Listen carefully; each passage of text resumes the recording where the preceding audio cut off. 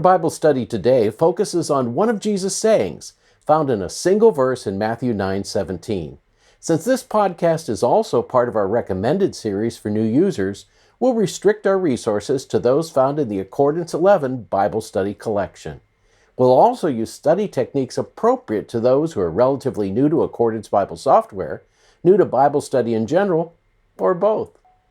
The first step in our study is to search for the verse. So I'll just type Matthew 9:17 here in the search entry box and hit return. Next, let's highlight the verse for this study to remind us of our focus. We could just select the verse reference and highlight it, but that will mean highlighting it in all of our Bibles. So I think I'll just highlight the words. That means the highlighting will just apply to this particular Bible translation. Now, we'll add the Info Pane. It contains a number of helps for studying the Bible. The first of them is this heading at the top of the pane. It gives us the title of the passage in which this verse is found, and the verse references that set its boundaries. I see here that the title of this passage is Old and New Wine, and it includes verses 14 through 17. Now, one of the fundamental rules of Bible interpretation is always interpret a verse in context. At the very least, we want to read the entire paragraph in which it is found. I see here that the passage begins at Matthew 9:14, so let's expand our verse search to include the entire passage. Here it is. Then the disciples of John came to him, saying, "Why do we and the Pharisees fast, but your disciples do not fast?" And Jesus said to them, "Can the wedding guests mourn as long as the bridegroom is with them? The days will come when the bridegroom is taken away from them, and then they will fast. No one puts a piece of unshrunk cloth on an old garment, for the patch tears away from the garment, and a worse tear is made. Neither is new wine put into old wineskins. If it is, the skins burst, and the wine is spilled, and the skins are destroyed. But new wine is put into fresh wineskins, and so both are preserved."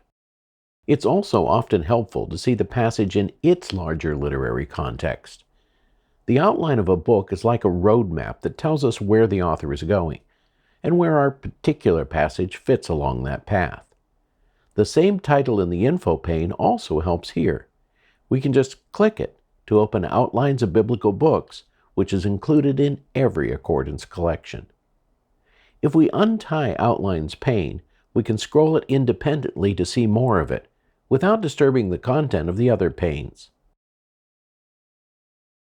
This section of Matthew's Gospel, the third, is called The Extension of the Kingdom, and covers chapters 8 through 10. Our passage is in the first subsection, Jesus ministers to the multitudes, and is the 9th of 11 separate stories called pericopes in this particular section.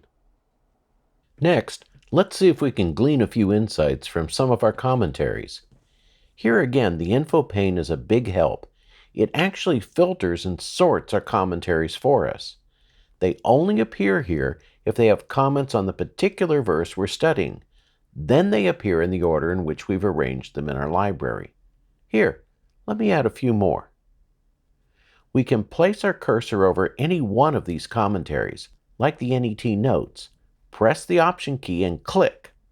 Its comments on this verse will appear in a pop-up. This process would be even faster if we had room in this podcast to open Instant Details. Then we wouldn't have to Option click each time. We could simply hover over each commentary image and its comments would appear in Instant Details. In either case, if the snippet we read sounds interesting, like this comment from the Tyndale commentary, we can click it and it will open in a parallel pane with our passage. What caught my eye in this resource was the comment I've already highlighted here in green, that the disciples of John were the third group to challenge Jesus in this chapter. That suggests to me that there may be a better way to analyze this passage. Let's close Outline so you can see what I mean. I made some study notes while I was preparing for the podcast. I put them in a user notes file called My Podcast Notes. Here's the alternate outline I mentioned. First, Jesus' healing of the paralytic is an opportunity for the scribes to accuse Jesus of blasphemy for forgiving sins. Next, eating with tax collectors prompts the Pharisees to accuse him of having improper table fellowship with sinners, because he's violating their standards of holiness. Third, and finally, here, John the Baptist's disciples are challenging him about the fact that he and his disciples aren't fasting enough. In the interest of saving time, we'll skip checking the other commentaries, even though they will certainly offer additional insights into this passage. Instead, we'll collapse the commentary section of the Info Pane and check some Bible dictionary articles on topics related to this verse. Here's one on fasting.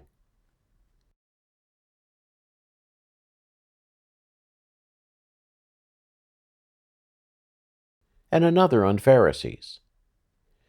Articles like this offer important background information, enabling us to understand the passage in its historic and cultural context.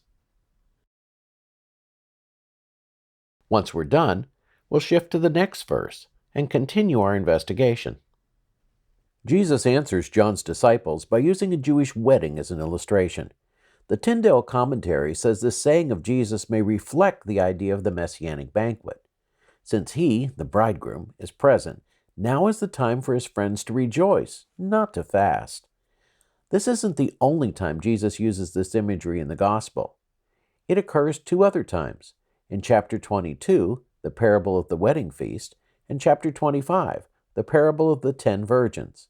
In fact, the word translated here bridegroom appears more often in Matthew than any other book in the New Testament. How did I find those passages and come to these conclusions? The same way you can, by searching for the key number or original Greek word translated bridegroom here in verse 15. We can then read the 16 verses in which the word is found to see where they appear, and then to check the word's frequency and distribution, we can use analytics to pull up a hits graph, and even a table that will give us statistical information. As we can see, Matthew leads all other New Testament authors in his use of bridegroom.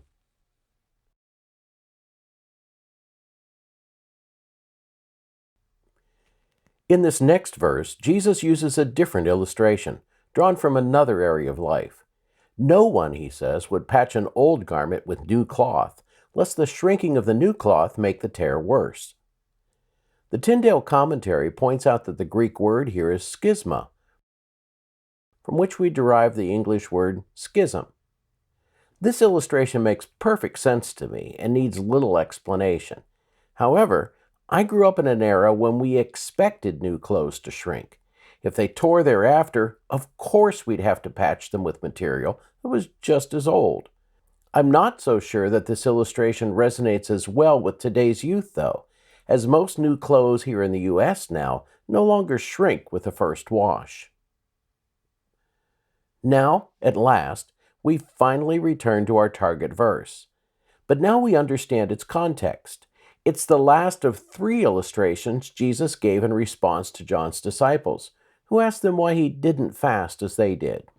Mounce defines this word as a leather bag or bottle, and the NIDB gives us the scientific reason why new wine would cause it to rupture.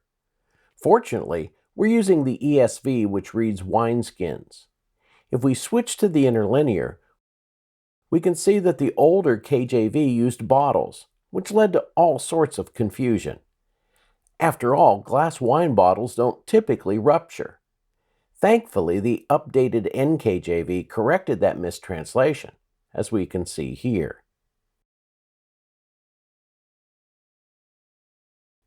Vincent's word studies explain the cause of the confusion.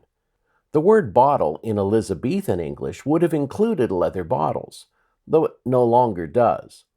By the way, this is a perfect example of language drift and why the church needs new Bible translations every so often. If we click on these words in the topic section of the Info Pane, we can get confirmation from other sources.